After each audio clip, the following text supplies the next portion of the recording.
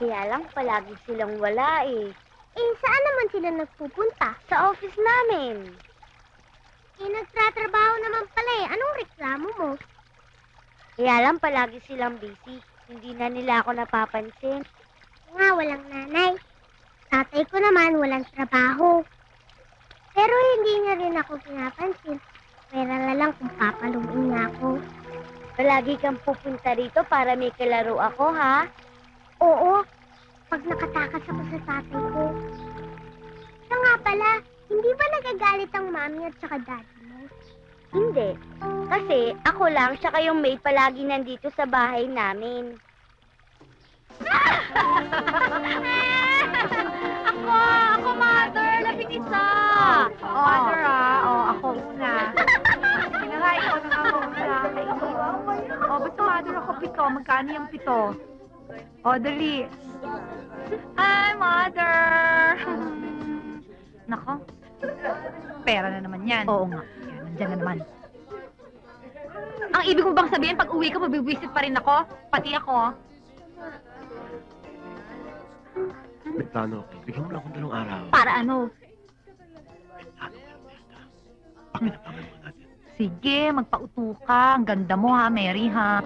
Pwede ba? Nag-uusap kami. Pwede ba inuuto mo ang kaibigan ko? Inaano ba kita? Bibwisit. Tama na nga yan. Halika na. Busy ka na, love. Tama na yan.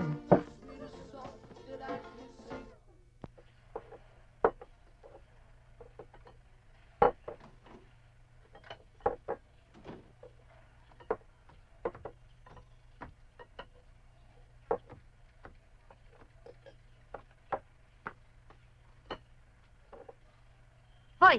Ano ba? Tanghali na! Bumangon na kayo! Ay, mo na, love. Ha?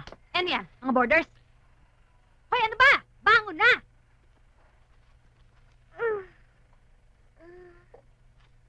Tay, ako na lang po maghahanda. Nan, alika na kayo. Kumain na kayo hanggang mainit pa yung pandesal.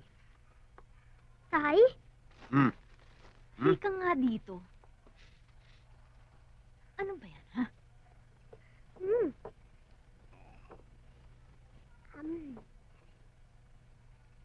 Ate, ba't ang bait-bait ng tatay?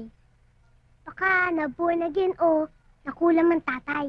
Siguro minulto ng nanay. Huwag maglala. Diskarte ko to.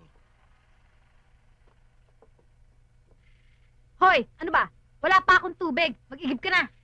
Yaman na, yaman na. Ako na magigib. Uy, boy, sumama ka sa akin. Pupunta tayo kay Pinky. Wag na ate. Dito na lang siguro ako. Bahala ka. Hoy. Ginawa ko ng baril mo, ah. Salamat po, Itay.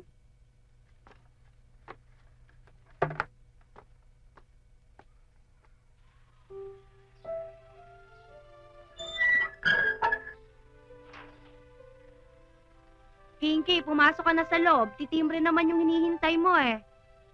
Dito ko nahihintayin si Roberta. O, ikaw ang bahala.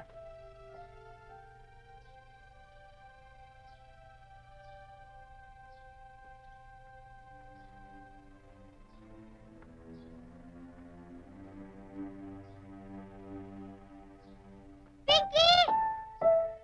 Roberta! Pinky! Pasok ka. Halika.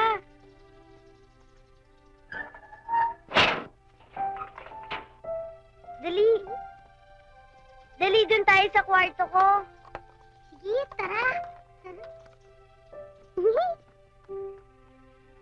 Pinky, ang gaganda naman ng mga laruan mo. At saka, ang dami-dami nila. Kaya nga gusto ko palagi ka nandito eh. Para may kalaro ako. Mas masaya yun, di ba?